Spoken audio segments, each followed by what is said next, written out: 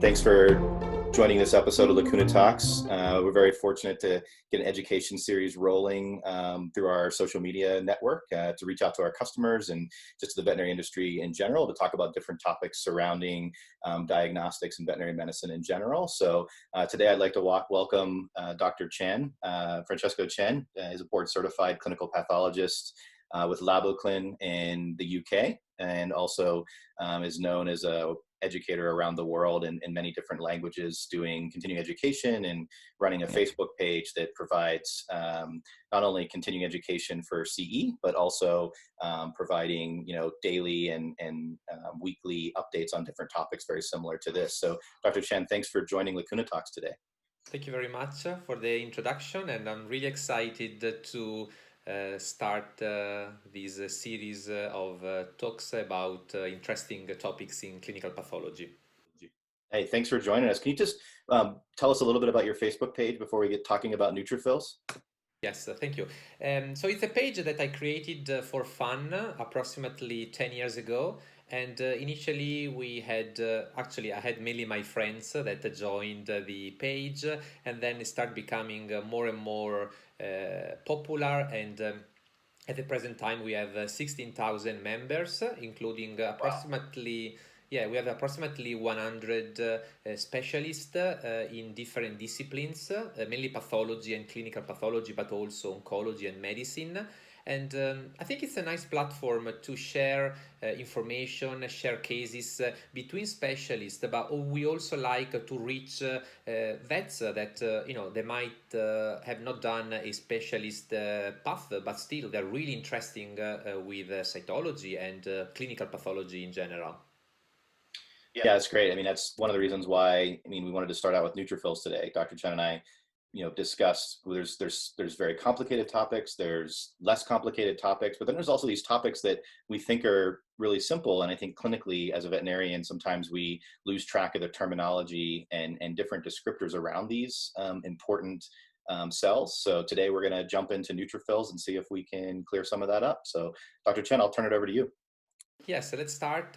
And yes, as you correctly said, neutrophils, it's apparently a very easy, very basic topic, but I'm sure that some of the information that I'm going to share, that might be new for some, or at least, there might be a refresh for others, maybe. So let's start with saying what are neutrophils, because it's obviously important to start understanding what we are dealing with.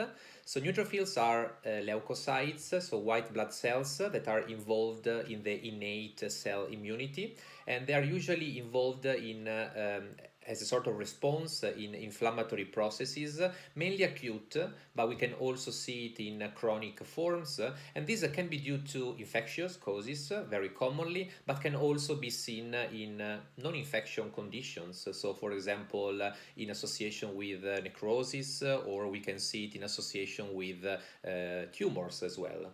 Yeah, that's great. So, basically just talking about this one specific cell type in the innate immunity. We know that there's lots of white blood cells, there's lots of different cells that help in the immune response, but today we're just focusing in on this specific piece. That's great, thanks. So let's start with the most important and basic thing as well, which is how do neutrophils look like when we look at them under the microscope, because we need to start from the basics. And I'm sure that probably most of you are familiar with that, but I think it's good to refresh. So the morphology of neutrophils, it's quite characteristic. So they have a typical lobulated and segmented nucleus, like sort of U-shaped and quite irregular.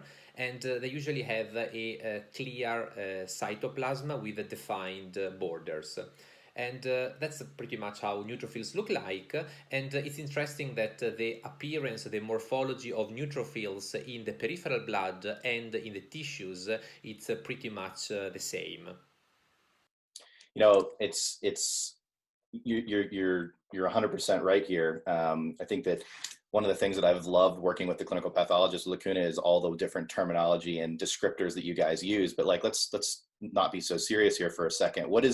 what is the coolest thing you ever seen inside of a neutrophil? We had a heart this week come through Lacuna, a neutrophil that looked like a heart. So have you ever seen like a smiley face or anything like that that's been kind of fun? Yeah, that's a kind of game that we often play between pathologists. And last week, not myself, but a colleague of mine from Turkey that I'm connected with through the Facebook page, shared me a picture of a football player that was kicking a ball, and that was as you know, the nucleus of the neutrophil was shaped like a football player, and you can find a really really amazing picture sometimes. I think it's a little bit like doing cloud watching Yeah, exactly. sometimes. So it's quite fun. Yep, It's a that's game exactly. that people should try to do. I think to make a little bit more fun sometimes the examination of blood smears. I think it's quite fun. Right.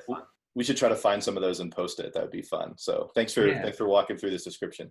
So let's have a look at some pictures because as we said, cytology it's mainly a visual kind of discipline. So we Right. need to look at how these cells look like. So this is how neutrophils look like on cytology. So not big surprise. This is a skin lesion, if I remember well, and it's quite a nice preparation. And there is a little bit of a mixed population of cells, but as you can see, the majority of these cells are all nicely segmented neutrophils. We also have a couple of macrophages here. We have a few small lymphocytes, but the majority of these cells are all neutrophils. If we look in the blood, that's how they look like. So pretty much same morphology. These are all neutrophils in a nice monolayer. This is a quite nice blood smear. Not all the blood smears that we receive are as nice as this one. And this was a case of a dog with a mild neutrophilia, so an inflammatory response that caused the neutrophils to increase, to go up. So, Dr. Chen, I'm colorblind, so it's not that important for me, but I noticed that we've got some neutrophils in blood here with DiffQuick, and then in our last image we have neutrophils with right schemsa in the tissue. Um, can you just talk about that a little bit? Like they look a little bit different, and I know that a lot of our clinics are, 90% of our clinics in veterinary medicine are using DiffQuick at least. So can you just talk about the right schemsa a little bit and maybe show a little bit of those changes, of the difference between the stain? Yes, there are some small changes. It if you're used to look at neutrophils with DiffQuick, you will definitely be able to recognize them on GIMS as well because the morphology, the structure, the shape, it's the same.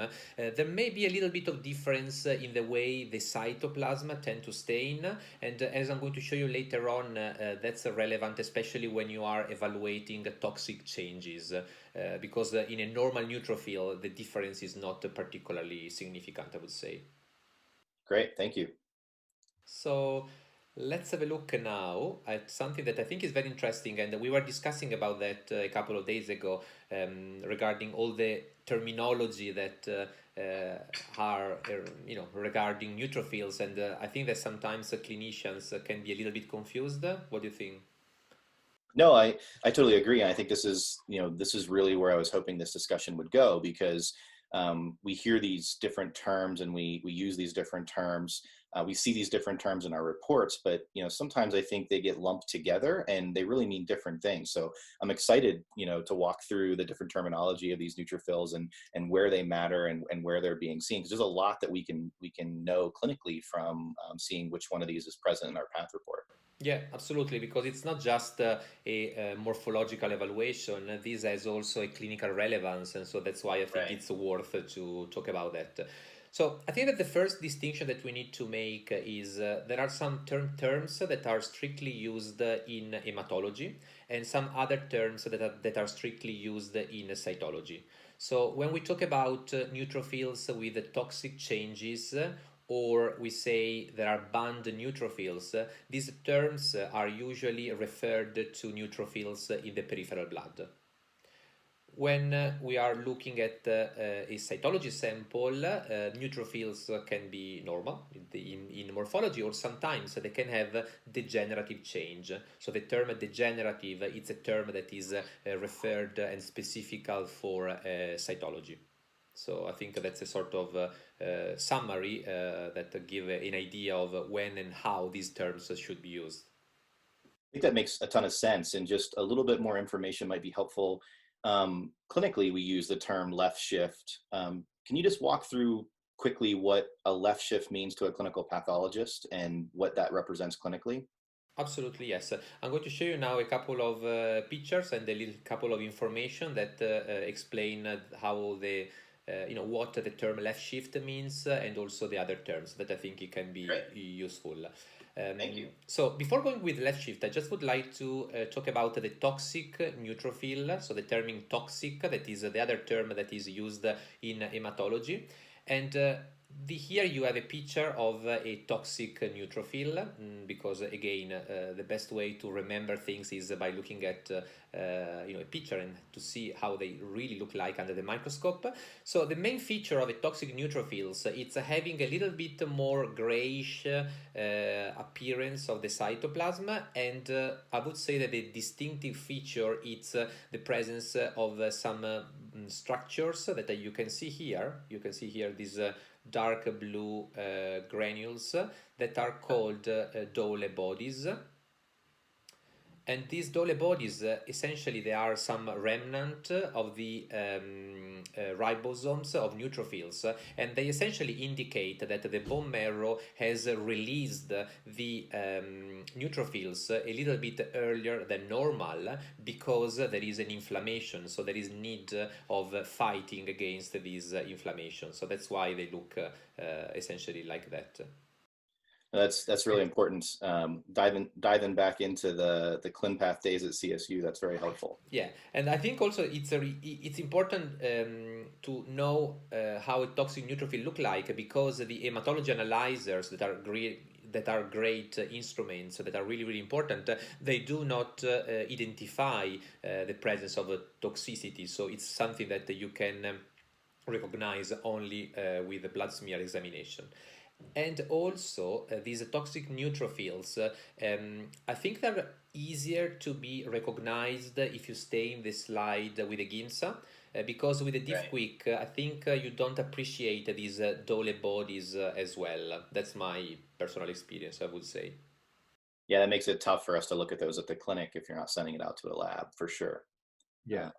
But I totally agree with the analyzers. There's so many things they do well, but this is also why it's important for us to be looking at hematology clinically, and not just relying on our, through the microscope, and not just relying on our analyzer. Absolutely. I mean, it's not the topic of today. I think we should talk about that at some point. Also, the presence of all hemoparasites as well. It's something that only blood smear examination can recognize. The machine, even the most advanced one, is not able to identify parasites or any infectious agents. Yeah. Right. And then we have the band neutrophils. So the term band neutrophils, it's a sort of synonymous of left shift, and it indicates the presence of a immature neutrophil. And the way we recognize the neutrophil to be immature, it's because the segmentation it's not as completed as in a normal neutrophil. So you have this sort of U-shape, typical U-shape structure that indicates that the neutrophil is a little bit immature, and in this case it's called the band. And together with the toxic change, it's another indicator that there is an inflammation going on. And that's quite important, because sometimes you may have neutrophils absolutely within a reference range, so the machine tell you that there are no changes, but then you identify some band neutrophils, and this likely suggests that actually an inflammation is present in the organism. Yeah, we sometimes lose track that there's different stages of inflammation, right? And we could be catching that earlier, Absolutely. looking at this morphology, correct? Yes, yeah, absolutely. So I think it's another example of how important it is to do blood smear examination, because Right. sometimes it can make a massive difference. And then we talk about toxic neutrophils and band neutrophils, which are peculiar of neutrophils in the peripheral blood. And then we have the term degenerative change or degenerative neutrophil, which applies mainly to neutrophils in tissues. And the way degenerative neutrophil look like, it's also quite characteristic. So essentially, degenerative neutrophils, they have a sort of swollen nucleus, which is also very pale, and the chromatin also appears much more coarse as well. And the segmentation is partially lost. And this is essentially the result of a increased intake of water and fluid inside the neutrophil, inside the nucleus, because the neutrophil is in a way damaged, I would say. I've never thought of it that way. I mean, I've looked at probably thousands of degenerative neutrophils clinically, and that makes a ton of sense. The damage causes them to look degenerative. Yeah, it's a bit tricky because there are not clear criteria to establish when a neutrophil is degenerate. It's something that you kind of get a little bit with experience, but when they are very, very degenerated, you usually can see that. And this is mainly seen in septic processes. So when you have an infection going on, especially bacterial infection, but it can also be seen in all the samples. So let's say that you are sending a sample to an external lab, and it's of course Friday, so the sample will be stuck in the post for all the weekend. When the sample reaches the lab, it's probably 2-3 days old, and the neutrophil can look degenerate, not because there is a septic process, but just because it's an aged sample. So that's what can happen. I think that's a really important takeaway. I mean, just remembering clinically that degenerative and septic are associated, but not they can be exclusive of each other. You don't have to be septic when you're degenerative, correct? Absolutely, yes. So if you have a degenerate neutrophil, so there are good chances that there is a septic process. So you should look very carefully for bacteria and go at high power field. However, it doesn't indicate 100% that there is a septic process. So it's likely, but not 100% sure, I would say. That's great. I And love it. I'm going to show you a picture. This is definitely a septic inflammation. I think we all can see bacteria everywhere, a bacteria party.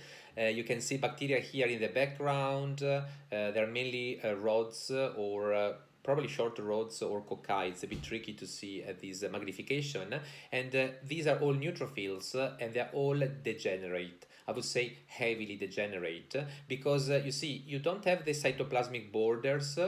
You can see them, they're very fainted, and the nuclei are definitively paler than normal and swollen because, as I said, they are damaged.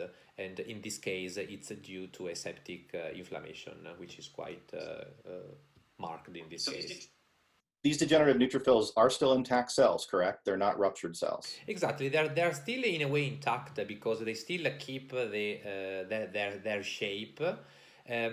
However, they are in the process of getting seriously damaged. So probably when the process goes on with time, then it will probably become difficult to even recognize that they are neutrophils. But at this stage, they're still kind of intact cells. Yes. Yes, those are some fun facts that I think we can raise the bar for a lot of people. We don't necessarily think at these things on that small of a granularity level when we're thinking clinically. I'm sure you've got some more terms like that we can talk about here. Yeah, absolutely. So I would like to finish with two interesting Oh, great. information, maybe regarding neutrophils that I think they're quite cool. I mean, especially one of these when I've been told that by my mentor, I was like blown away. So I hope that I will have the same effect on you and the other people that are listening to us.